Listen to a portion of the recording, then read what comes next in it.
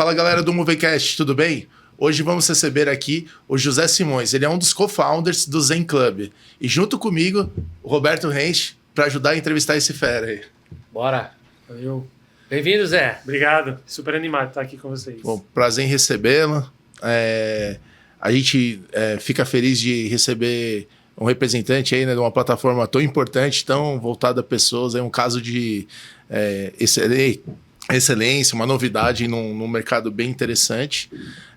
Mas antes da gente chegar aí na história do Zen Club, né, normalmente a gente gosta de explorar a origem, né, um pouco da história do entrevistado aqui. E aí queria que você contasse um pouco pra gente. Você vem de uma carreira mais técnica, mais relacionada à área de saúde. Como que começa a sua jornada aí nesse mundo, aí, nesse mercado? Legal. Então, eu sou engenheiro de formação, engenheiro de telecomunicações, informática, me formei em Portugal. Comecei a trabalhar com tecnologia e negócio ao mesmo tempo. Eu fui Business Development numa empresa de tecnologia, foi meu primeiro emprego. Então, era com VoIP na época, vender para empresas, eu fazia assistência, apoio à venda, digamos assim, técnica. E, cara, uma coisa que eu senti logo de início, quando eu comecei a trabalhar, era que, apesar de eu achar que entendia muito, as pessoas olhavam para mim, menino, moleque, você não entende de nada, eu sentia isso. E eu achei que precisava de um título para mostrar para as pessoas que eu não era só um moleque. E, cara, com um ano de experiência, decidi, não quero continuar nesse ambiente, vou fazer um doutorado para ver se as pessoas olham para mim diferente. E me aventurei, fui para a Alemanha fazer o doutorado, ainda nessa área, sabe, de tecnologia. E depois de 3 anos que eu, efetivamente, posso falar que comecei a trabalhar. Tá? Concluiu o doutorado? Terminou? Concluí o doutorado, sim. Foi uma aventura interessante. Eu fui para a Alemanha, eu conheci um professor na época do Fraunhofer Institute. Os caras tinham desenvolvido o MP3 há muitos anos atrás. A galerinha aí que fizeram... Só para deixar contextualizado, eu me formei em 2005. Ok. Tá? Então, faz um tempinho. E, basicamente, o professor gente boa falou, você não quer trabalhar aqui com a gente? Faz doutorado ao mesmo tempo. Eu fiquei lá 3 anos. Entretanto, me perdi ali no meio do doutorado, conheci uma menina, acabei passando um tempo na Rússia. Voltei para terminar o doutorado. E uma coisa curiosa que eu sempre tive, que é, eu achei que eu nunca queria trabalhar numa empresa grande. Por quê? Eu não queria ser só mais um. Por ter tido aquela experiência menos positiva. E eu comecei a ver o que é que eu vou fazer depois, né? Tipo, acabei o doutorado, agora em teoria já tenho título. Já tem aquele título que você estava buscando. Mas ao mesmo tempo eu não queria ser só mais um numa grande empresa. O doutorado foi em que área? Foi... Como é que eu posso dizer? É como usar a tecnologia para personalizar experiências no mundo da publicidade. Tá? Então, eventualmente... Hoje em dia já é arroz com feijão, mas naquela época era tipo... Como é que eu uso os seus dados da sua rede social para entender aquilo que você tem mais interesse e colocar anúncios relevantes para você? Perfeito. Alguma coisa nessa linha. Hoje já está mais evoluído isso, mas na época era desbravar um terreno que nem existia, de certa forma. Era muito voltado para a televisão na época, porque eu fazia sobre mundo IP, né? Então, como é que a gente consegue... Hoje em dia também acontece. Às vezes você está no Netflix, você pausa e você consegue ver quem são os atores que estão naquela cena. Na época, a gente fez um piloto que era quais produtos estão naquela cena. Então, imagina, você está assistindo TV, aí quer comprar esse vestido dessa moça. Você clicava lá, pausava, tinha uma telinha lá e comprava. Que legal. Uma experiência integrada com a cena. Live shopping. Mas chama live shopping? Ainda não existe hoje, eu acho, um produto massificado nessa linha. Não, eu já vi live shopping, eu não sei, tô viajando. Tem uma moça aqui que a galera quase caiu pra trás. Ela veio aqui com um monte de produto, entrou online, começou a falar, a assistente dela só monitorando, ela fez 200 mil aqui. Numa conversa aqui, né? Aí ela chamava de live shopping. Ela entrou na rede e começou eu vou trazer não sei quem, não sei quem. Aí era uma influencer, testei o produto, não sei o que. Quem comprar agora aí usa o cupom tal. Eu falei, cara, 200 conto, velho. Tipo, 1h30. Isso é uma tendência muito grande na China hoje em dia, sobretudo. Aqui no Então, Brasil, copiou esse... Ela desculpa, tio, conta aí, por favor. não, só ia dizer que o Brasil tem essa questão de, regra geral, captura rápido as tendências de Estados Unidos, China, países grandes. Quando a gente perguntou, falou, não, onde você se inspirou? Ela explicou, ela falou, na China é o que bomba. Exatamente o que você falou. O live social shopping é o que tá para vir. Enfim. Ou seja, você fez dentro desse contexto de unir dois canais, a TV com um canal de compra, um second screen, né, que seria, né? Era muita coisa envolvida, mas na verdade era um enabler de advertising para diferentes meios, para diferentes mídias. Então isso era para a TV, tinha para a internet também, para o celular, como eu falei. Então, eventualmente, ver coisas que você gosta, que os seus amigos também gostam, e usar a influência social para promover determinados produtos. Então tinha uma componente de como usar personalização para melhorar a experiência digital de publicidade. E aí foi trabalhar na universidade? Na verdade não, eu estava terminando, quer dizer, fui trabalhar para o Fraunhofer, que o diretor da área era um professor universitário, e eu fiz o doutorado com ele. Mas, quando eu estava terminando, eu estava meio perdido. Tipo, e agora? Fazer o quê? Será que eu já estou preparado para ir para o mercado e vão olhar para mim diferente? E nesse meio caminho, eu conheci um negócio, não sei se vocês já ouviram falar, que é o Singularity University. Já. Hoje no Brasil tem, inclusive, uma representação, né? Tem o Chapter Brasil aqui. Então, isso foi em 2010, mais ou menos, 2011.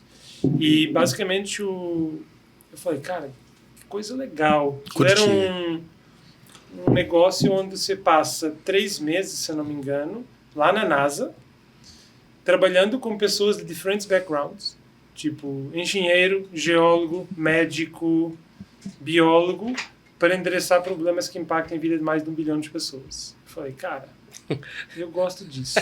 Gostei desse desafio. Eu confesso que eu teria uma síndrome de impostor. Eu ia me achar meio burro no meio da turma, né? Porque dentro da NASA, com um monte de gente boa, o sarrafo é alto. Eu tenho o problema oposto. Às vezes eu acho que eu estou preparado para uma coisa que talvez não esteja. Mas o ponto é, nesse processo, na candidatura, tinha uma pergunta lá que era a seguinte. O que é que você já fez de diferente na sua vida que você mais se orgulha? Ixi. Eu fiquei assim pensando. Ficou uns 2 dias para responder. Assim, ou foi rápido essa... Eu vou dar um contexto da minha vida para vocês. Eu sempre fui dos melhores alunos da faculdade. Fui o melhor aluno da faculdade. Terminei o doutorado, magna cum laude. Fui jogador de vôlei semi-profissional. Fui campeão nacional jogando vôlei. Joguei na seleção nacional. Fui capitão de time durante muitos anos. Mas quando eu penso diferente... Nunca fiz nada fora da curva. Nunca tinha feito nada fora da curva. E foi ali que deu um estalo na minha cabeça. Eu falei, cara, é isso. Eu preciso quebrar o padrão, sabe? Deixar de seguir a vida que talvez os meus pais projetaram para mim e seguir o meu caminho. E foi aí que eu comecei a olhar para empreendedorismo. Tá? Não conhecia, achava louco que empreendia. Por que eu vou arriscar começar uma coisa do zero quando eu já posso ir ganhando dinheiro, né? E nessa época tinha um amigo que estava estudando em Madrid, estava fazendo doutorado em Madrid também, e eu descobri que tinha um startup school, que era também 3 meses, parece que hoje em dia é tudo 3 meses, onde eles ensinam para você os básicos de como criar uma startup, que hoje em dia é o Business Model Canvas, e você tem que desenvolver um protótipo durante esse período. Eventualmente tem um pitch no final, pode ganhar algum tipo de investimento. Cara, eu estava finalizando a tese de doutorado nessa época, estava escrevendo, não precisava estar fisicamente lá, me mudei para Madrid e comecei algo que eu achei que poderia ser um negócio e criei meu primeiro emprego, digamos assim, minha primeira startup e virei CEO, né? CEO de uma empresa de 1 a 2 pessoas. E, cara, foi muito bom. Foi uma experiência, eu considero isso meu MBA, porque aprendi muito, apanhei muito. Eu tive essa empresa, o projeto deu semi-certo no início, a gente recebeu um aporte. Logo em seguida, recebeu o aporte do investidor institucional, um VC. E talvez a coisa mais interessante desse projeto, a gente acabou recebendo investimento do Cristiano Ronaldo. Uau. Primeiro investimento oficial do Cristiano Ronaldo, hoje em dia deve ter milhares. Isso, lembrando, foi em 2011, tá? 2011, 2012.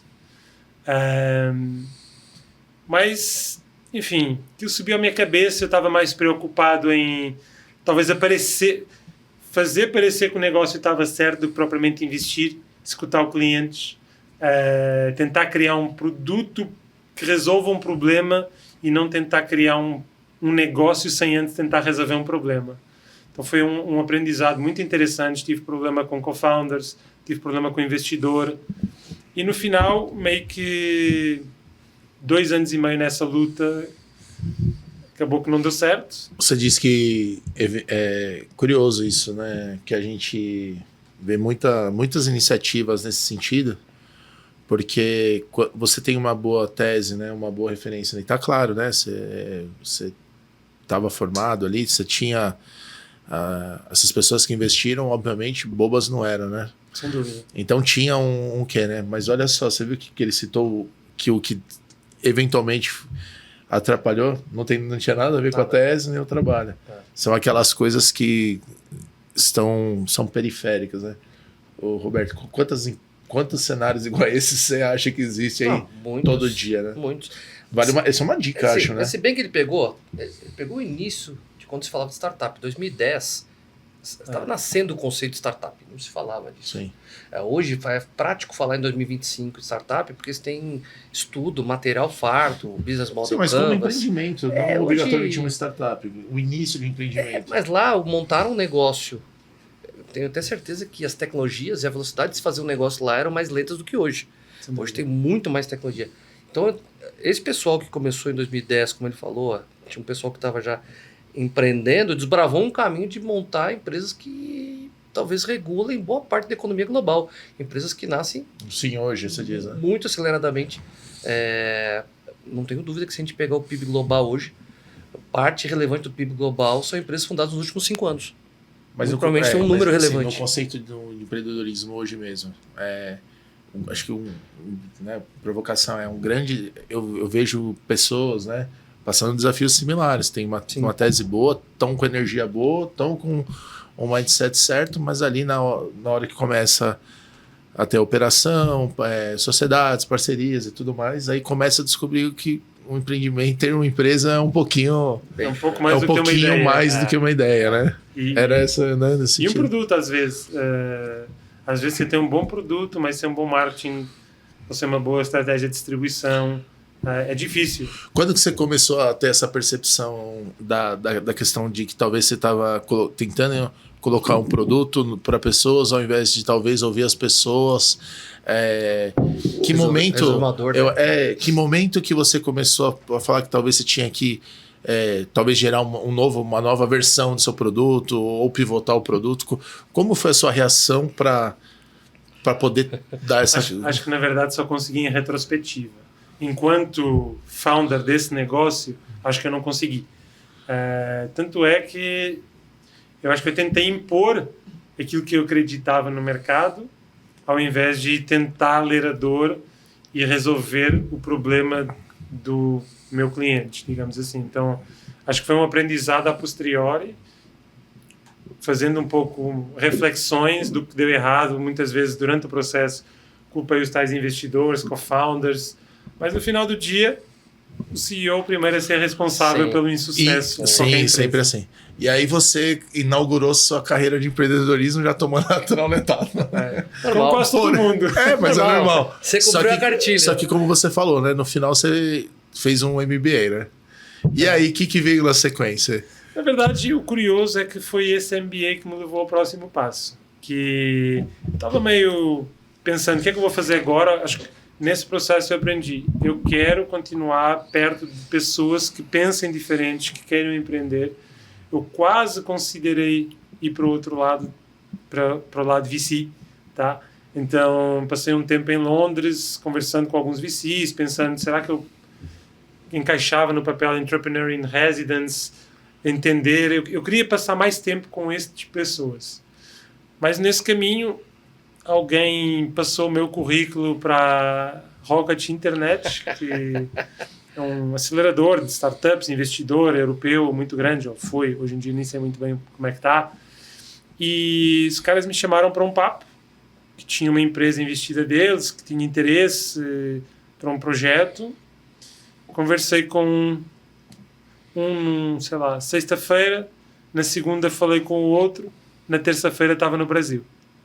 Então, basicamente, em 3 dias de conversa, me chamaram para aquilo que inicialmente era um projeto de 3 meses para ajudar com um desafio concreto aqui no Brasil. O que você sentia nesse momento aí? Porque era uma mudança, talvez uma opção de plano que surgia, mas é uma mudança geográfica. Qual era o sentimento nesse momento aí da mudança? Porque mudar não é fácil, né? Sendo sincero, eu estava duro, não tinha dinheiro, tinha acabado de perder o meu investimento 2 anos e meio. Quando você empreende, só deixando claro para quem nunca empreendeu, mesmo tendo investimento, você não vai ter um salário de mercado. Não. Então, eu tinha investido, além de dinheiro, tempo. Cara, e foi uma oportunidade, sendo sincero, originalmente, vou poder encher o meu bolso novamente. Vou respirar e vou fazer uma grana aí.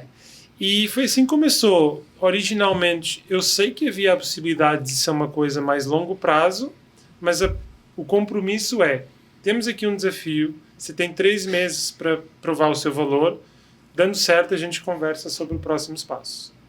E eu gosto de desafios. Às vezes, como eu falei mais cedo... Aí tem a ver com aquela característica, né? Do esportista, do inconformado, do novo. Eu acho que, às vezes, eu não sei se por ambição, se por falta de bom senso, acho que estou preparado para coisas que talvez estejam até um pouco acima, porque aquilo que aconteceu depois nunca tinha acontecido para mim assim. Se vocês olharem, eu não tenho uma trajetória de gestão mais do que 15 pessoas até esse momento, né? Que era a minha startup. Chegou a ter 15 pessoas na época, acho que foi o máximo que a gente conseguiu. E quando eu fui para a Dafit, que foi o próximo desafio, eu comecei, obviamente, como um consultor externo num projeto específico, mas após esse projeto me convidaram para criar a área de produto. Então, imagina assim, área de produto. Em 2014, foi em fevereiro de 2014.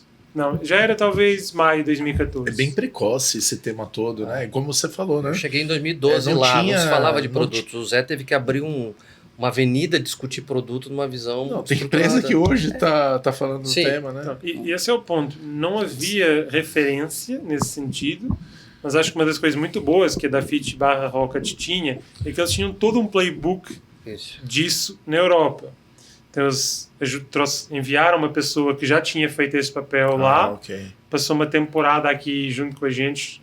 O produto foi construído junto também com a área de tecnologia.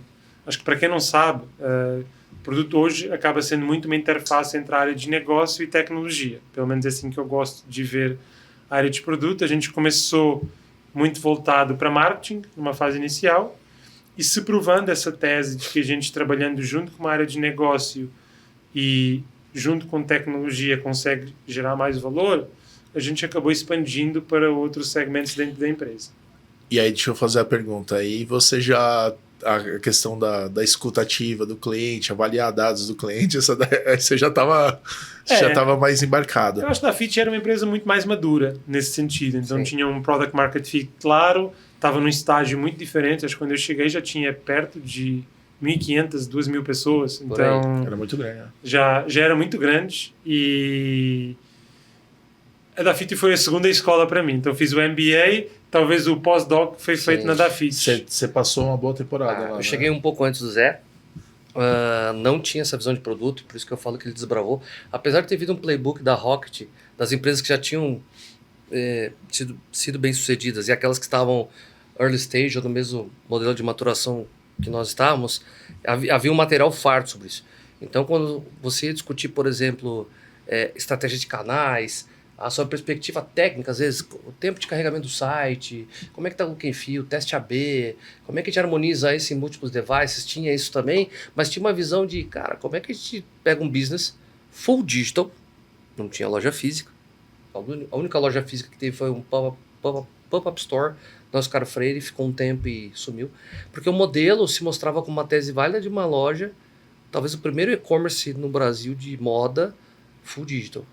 Assim, não tinha E que opção. cresceu muito rápido, né? Não, Eu lembro cresceu da muito. época de...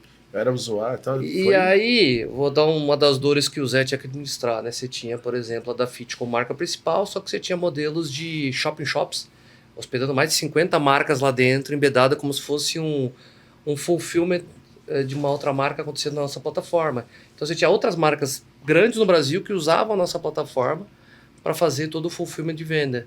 E como é que você faz isso uma visão de negócio, tecnologia e produto no meio?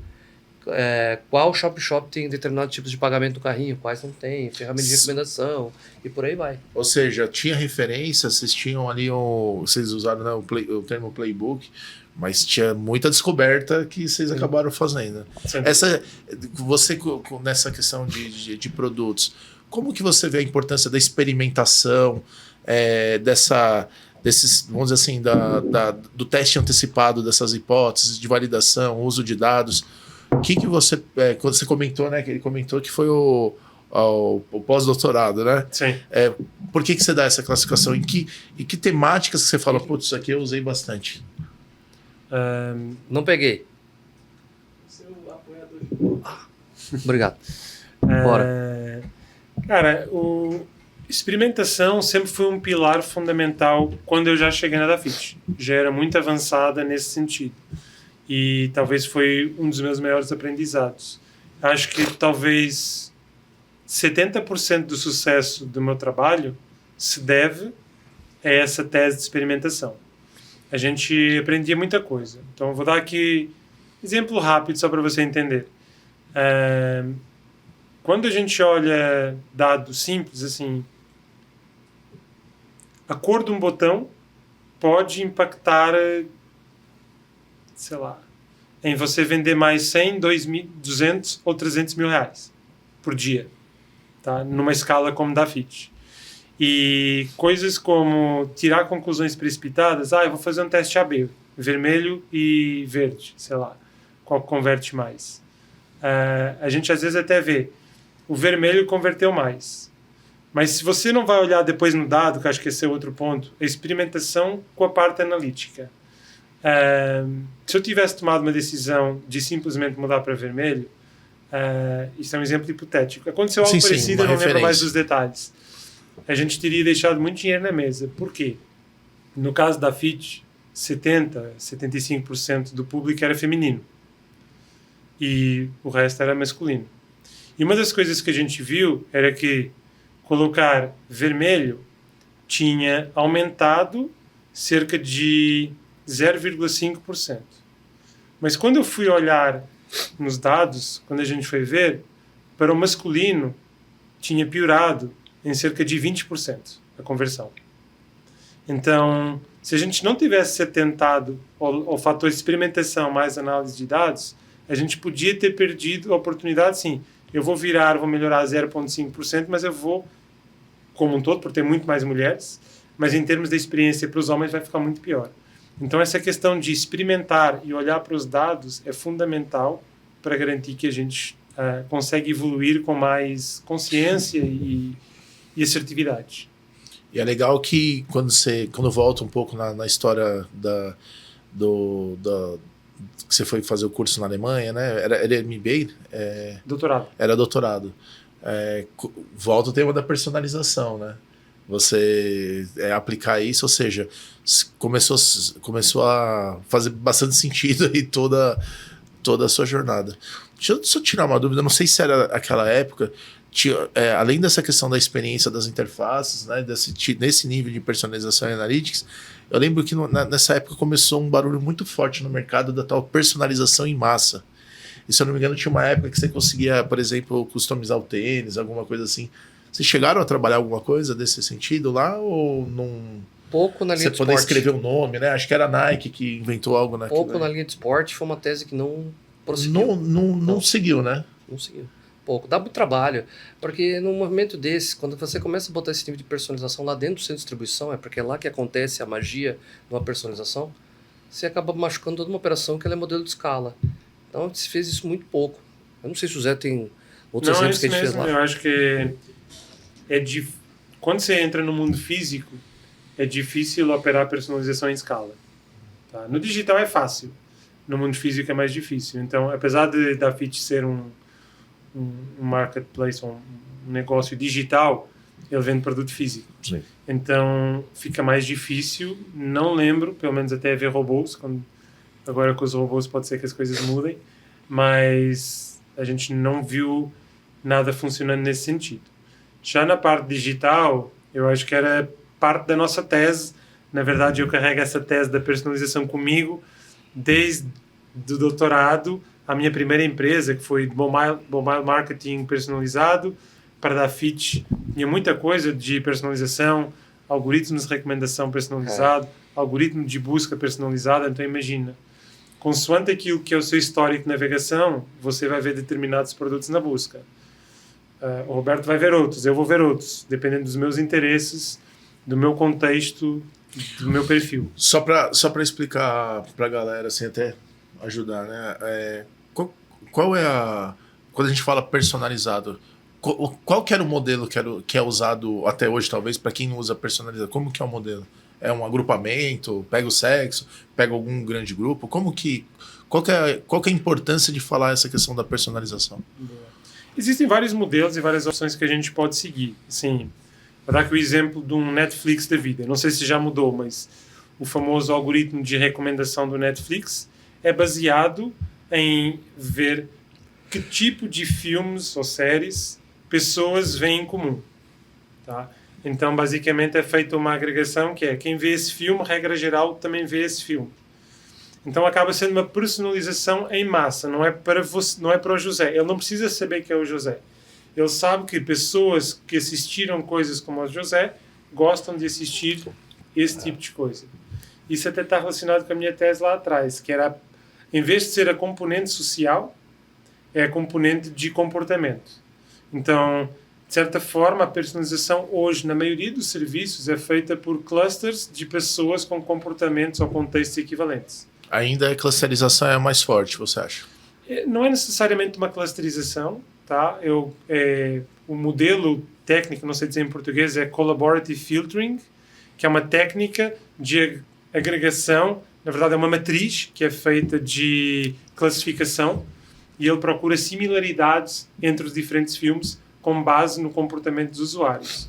Então, eu não quero entrar aqui em tecnicalidades. Ou seja, pega características, depois faz um match ali, a partir dali... Mas deixa eu botar um molho. O caso do exemplo da Netflix, esse modelo ele é vivo. Constantemente ele é recalibrado, essa matriz. Porque essa matriz então, vai por ser... exemplo, se você recomenda um filme e tem um indicador que é Exit Before Video Starts. Se a pessoa nem começa a ver o vídeo, sai antes... Aquilo lá já fica uma informação de que a recomendação não seguiu adiante. Abandono de carrinho. Se a pessoa bota um joinha no final do filme, porque você pode qualificar, isso é um rating também que ele avalia. Esse modelo é constantemente recalibrado. Então, não é uma coisa que você cria uma matriz, vira as costas e o mundo funciona. Eles estão sempre trabalhando para que o modelo de recomendação da Netflix seja algo que ele mostre valor e a pessoa realmente mantenha minutagens de audiência frequente. Então, o objetivo, tanto na Dafit, no Netflix, desse trabalho todo é aumentar a exposição ao produto, aumentar a venda, esse é o propósito. Faturamento. É grana. É grana. No final do dia, assim, se a gente parar para pensar, a gente tinha muito esse desafio, porque no final a gente tem um algoritmo de busca. Né? No caso do e-commerce, busca talvez o core. Você otimiza para quê?